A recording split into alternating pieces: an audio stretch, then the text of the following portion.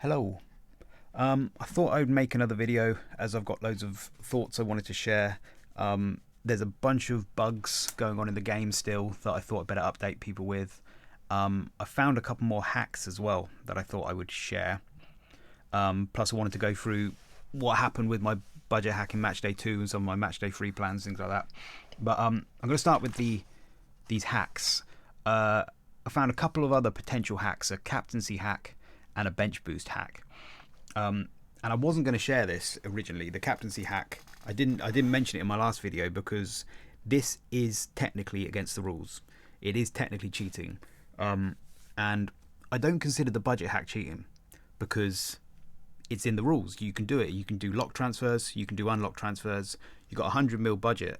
I'm still within that 100 mil budget. When I do a lock transfer down by 2 mil, unlock transfer up by 2 mil, I'm still within my 100 mil budget. It's just that they've got this rolling lockout mechanism that allows you to exploit that. And there's nothing really in the rules that stop it. I don't feel too bad about the budget hack. I think it's just a poorly designed game. But the captaincy hack, technically in the rules it say you shouldn't do this, right? So I wasn't going to mention it. But ever since then, I've just coming across loads and loads of reports of people getting cheated out of points, like because the game isn't functioning properly, and people are there's bugs in the game that are stopping people from getting their points, and the game is so buggy, and the game makers aren't even kind of playing by their own rules, and they're changing their own rules as they go. And I thought, you know what, it's a quick flash in the pan kind of game. It's just a bit of fun. And we need something to bug back because they're bugging us, so we need to bug back a little bit. And it's not that powerful, this hack. It's a little captaincy hack. It's very, very simple, and it's not even that necessarily powerful or useful. But basically, you can get more captains than just 2. And all you do is you bench your first captain. So it requires you to be willing to bench your first captain. But like last match day, oh, he's not there anymore. Was it first match day? No. Well, one of them I had Kane. Kane is captain. He got 1 point. If you bench Kane, the player who you bring in automatically becomes the captain. And the game doesn't realise that that's your second captain. The game just assumes that that's an unlocked captain, and you can carry on moving your captaincy around. I can't do it here because I've got the power captain set up, but you can. I did it on one of my test teams. So I captained one player who played yesterday. Then I just benched them. And the player who comes in automatically takes the captain's armband off them. And the game doesn't realise that it still thinks it's a first captain because it's an unlocked player with a captain's armband. And you can just start moving the captain around again for a second time. And presumably you could keep doing that like 3-4 times, maybe even a keeper 5 times.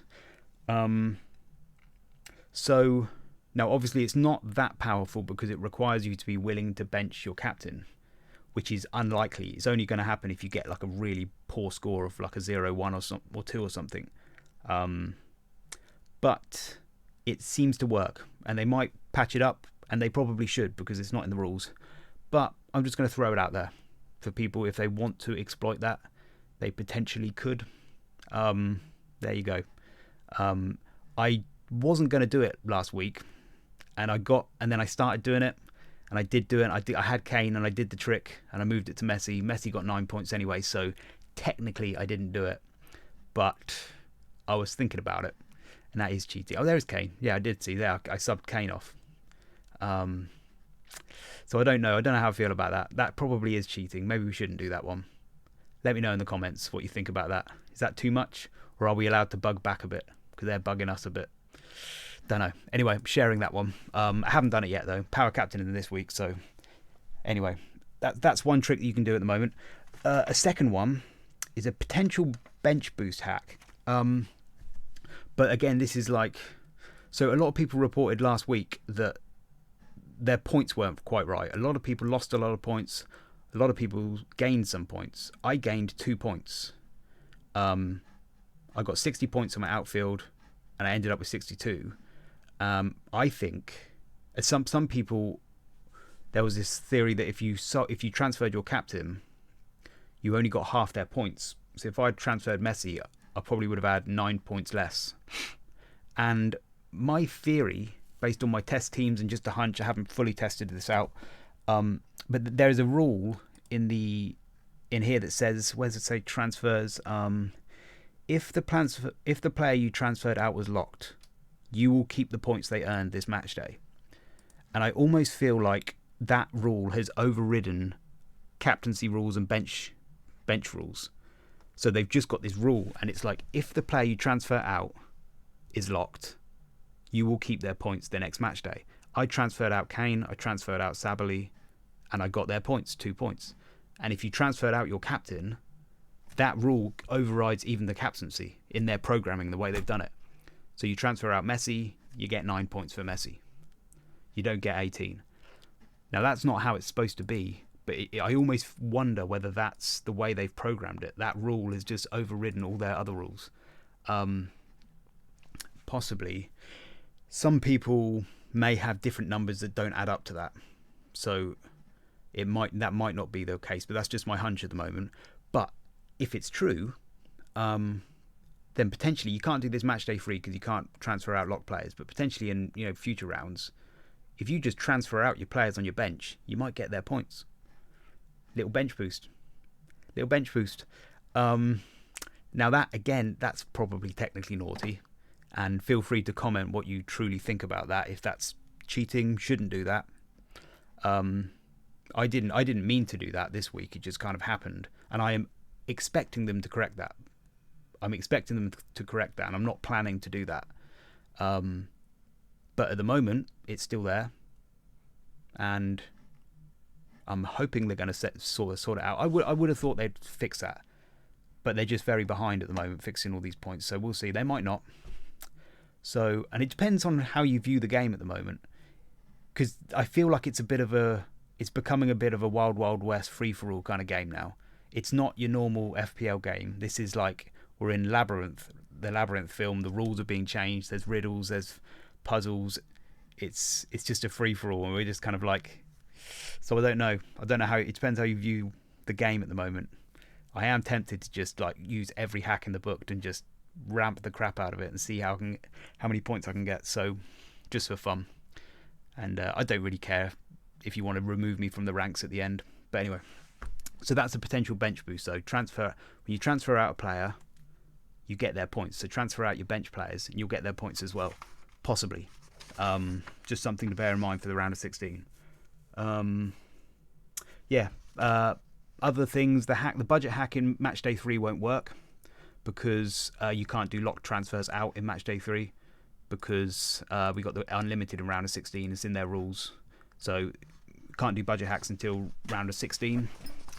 Round of 16 budget hacks. Actually, let me just say one other thing as well, that the power captain, there was one little theory going around, which I thought of as well, which is that you might be able to, the power captain, if you actually deliberately benched your highest scorer on the bench, would the power captain follow them to the bench? So you get all your 11 outfield players scoring, and you'd get double captains for your bench player. That doesn't work though. They did clarify it in the rules, so I didn't think it would work. Pardon me, I tested it out and it didn't work. In my test team, I put Kane on the bench, and it just automatically goes to the highest scorer in your 11. So forget that one. And then budget hack in the round of 16. Yeah, it's going to be tricky. I might make a different video about this if I fancy it, but it'll be basically the same as match day 2 wildcard, where you just do your expensive players in the first half of games. Where are they? You want to aim for expensive players in groups A, B, C, and D, and then you want to have your bucket of enablers from A, B, C, and D. And then you make your switch. But the problem is as well, you're going into the round of 16. You've got unlimited going into it, and then you get 4 free transfers during it, and you don't want to waste them on players, because if some of your players go out in these rounds, you're going to want to save them for that. So you're not going to be wanting to use up many transfers. in these early stages to make, to downgrade to fund your upgrades later, because those transfers could be valuable. So it might not work. I suspect the way I'll do it is I won't actually plan for budget hacks. I'll just do my normal team, and then if an opportunity arises, if I had Kane and then England happened to go out, I might just downgrade him to a cheap Senegalese player or something for the round of 16, or somebody else, some other enabler, if the opportunity arises. That's what I'm thinking. I'm thinking a bit far ahead though at the moment. Well, it's not that far ahead. It's like it's the 3rd of December. It's very soon. It's just 4 days away, isn't it? So I'm thinking that there are ways you could go about the round of 16, where you could you either choose you've got 15 players. You either choose players from the teams you think are going to go through, and just double up on all of those. And that's a kind of a high risk, high reward. If you get right and get most of those teams right, then you shouldn't have too many players going out. Or you could play super kind of safe and just get one player from every team. You've got 15 players to choose from, 16 teams. Then you're guaranteed at least 7 players are going to go through to your next round. I don't think I'll do that, but you could do that. And if you did that, then you would be guaranteed some players who have gone in the first few games, and then you'd have some guaranteed budget hack options. Maybe. I'd have to do the maths, but I don't think I like that. I like the idea of punting on the teams that I think are going to go through. I'll probably, have a few more players from Netherlands and England and just hope that they win. Things like that. So I don't think I'll focus on budget hacks. I think I'll just, if the opportunity arises, I'll have it at the back of my mind as a little trick if I can use it. But okay. So that's hacks. Bugs. My last video, as soon as I finished, there was like just loads of reports of more bugs that I didn't know about. So it's worth kind of looking in the comments or the description in this video, because I'll add, if I come up across any other bugs, I'll just add them in there. But the 4 that I missed last week was, one is you have to, when you want to transfer a player, again, it won't happen this week, but when you want to transfer a locked player, you have to sub on your player first before you make the transfer, involving a locked player. So say I wanted to transfer out Dumfries or something, and Sane's still on the bench. If I intend to bring Sane in for Dumfries, I need to make that sub first, then make the transfer. Because some people were reporting that once they made their transfers, they couldn't then sub the player in. It was just locked. It kind of locked the players in their positions, so you couldn't sub the player in. Now, I made that mistake last week, even though I knew about it. There's so much to think about. I still made the mistake.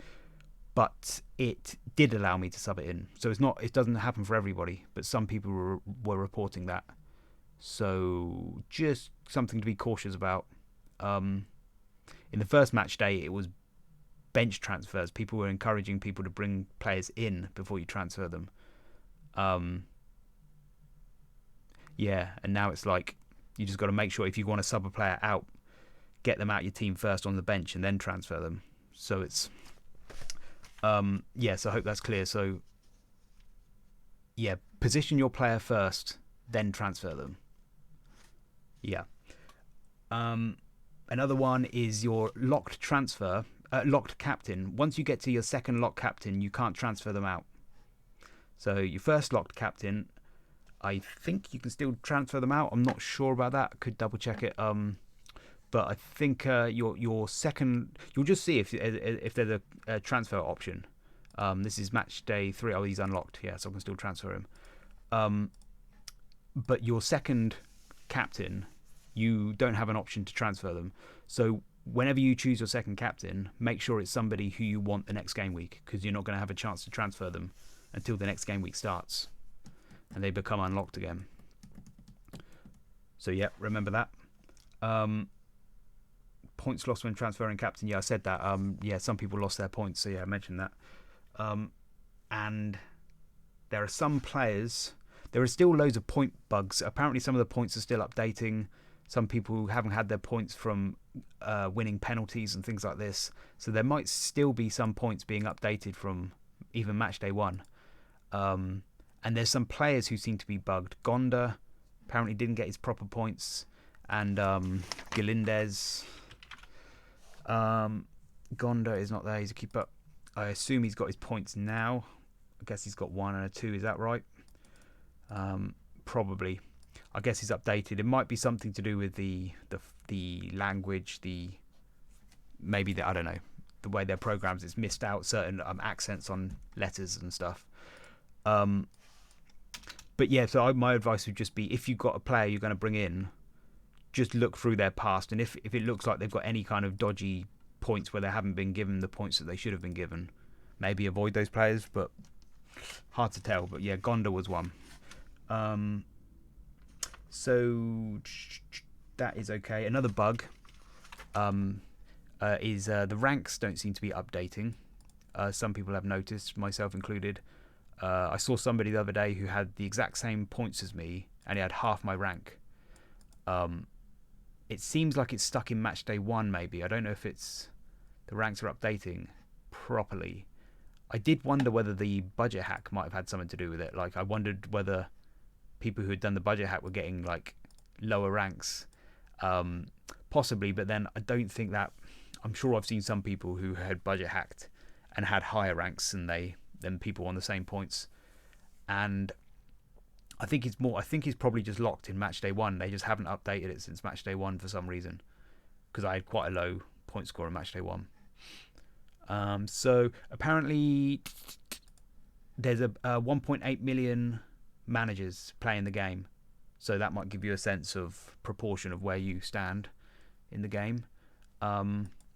And also, when it comes to leagues, a red arrow means you're going up. That red arrow is the wrong. I mean, because look, this is my little. Oh, by the way, yeah. So this is my own little league I set up, and I'm at the top at the moment. Well, hey, and so I'm at the top, and I've got a red arrow. So red arrow means going up, not down. And yeah, if anybody wants to join my league, I'll leave a description a link in the description. I only set it up in match day 2, so it only goes from match day 2 onwards, because I was a bit late to the party. But I was wondering if there's any budget hackers out there who wanted to join a league. You could feel free to join that one if you want, and we can kind of compare teams. Yep. So there is that. So yes, that's bugged as well. Yeah. So that's all the bugs. Yeah. Sub first, then transfer. Second locked transfer, locked captain. You can't transfer. Certain players and points still being updated, and the ranks aren't working quite right. And the red arrow means green. And then a little points clarification as well. Last thing, a little points clarification. Clean sheets. If your player comes on and he plays over 60 minutes, then he gets subbed, and they had a clean sheet in that time. If his team then goes on to concede a goal, he loses his clean sheet. I think that's my understanding of it. He loses his clean sheet. It's not like FPL. It's the team's clean sheet as a whole, and then he just has to have partaken in 60 minutes of that clean sheet to get the clean sheet points. But the team has to get a clean sheet as a whole. That seems to be the way they look at it. Yeah, just so you know. I think that's the way it is anyway. Correct me if I'm wrong. If I say anything wrong, leave a comment. Yeah, and so I just wanted to have a quick look, just go over what happened in match day 2 with my budget hack, just to have a quick review, and then my thoughts about match day 3. So the budget hack plan, it began as a 114 million team. It ended up as 105.5 million, which is like not where I wanted it to be. So at first, there was a bit of a glitch when I was doing the testing, and it looked as though the budget hack wasn't going to work. So that's why I jumped back to my 100 mil team and put Sabali in there. I would have gone for Theo Hernandez, was on my original list, so I lost 3 points there by doing that. But you know, he wasn't a bad bet, Sabali. Then what else did I do? Then I forgot this player. I would have ended up on 108 million, if I had not been a plonker and totally forgotten this cheap. I put a load of cheap players in who played on the last day, who I was just going to upgrade as the games came around, and I forgot that this cheap goalkeeper would play for Cameroon, and totally forgot to update him. I would have done him to Allison. So that would have got me another 6, and it would have been up to 108 million. I forgot that, so that was really annoying. But everything else, Neymar didn't play, so I brought in Mitrovic, who was like 7 mil. So I just fancied Mitrovic. I thought he could have got a hat trick. Yeah, so I didn't do too bad. 62 points. Yep, not too bad. Transferred these twos out, and they got an extra 2 points for me, but they may go. And then match day 3, so far, it's actually going pretty well. I think it's probably going well for a lot of people. But yeah, the Netherlands, Gakpo, Dumfries, Noppert did well. Shaw I got lucky on. Wasn't sure if he's going to play. Thankfully he did. Perisic, very, very lucky. Power captain. And yeah, the idea of like predicting players out from match day 2, I thought would be a real headache. But so far, so good. Touch wood. Feeling a bit like I've got quite lucky so far. Team lineups should be out soon. So we'll find out whether Scovy's playing, Skov Olsen. Apparently Mbappe's not playing. Because that's the final thing I've got to think about is these 2 free transfers. How do I use them? And I was thinking maybe I don't need Neuer anymore. I could just downgrade him to a 4 mil, upgrade Martinez to Mbappe. But apparently Mbappe's not playing. The team's out. Their teams aren't out yet. We'll find out soon, but apparently Mbappe's not playing, and I might not do that anyway because I think I'll keep the 2 free transfers as rotation security in case Sane or Raum don't play, or Skov or anybody else doesn't play. Yeah, I think I'll probably do that. Yeah, I think that's all my thoughts for today. Yeah, okay, I'll leave it there. Thanks for listening. Bye bye.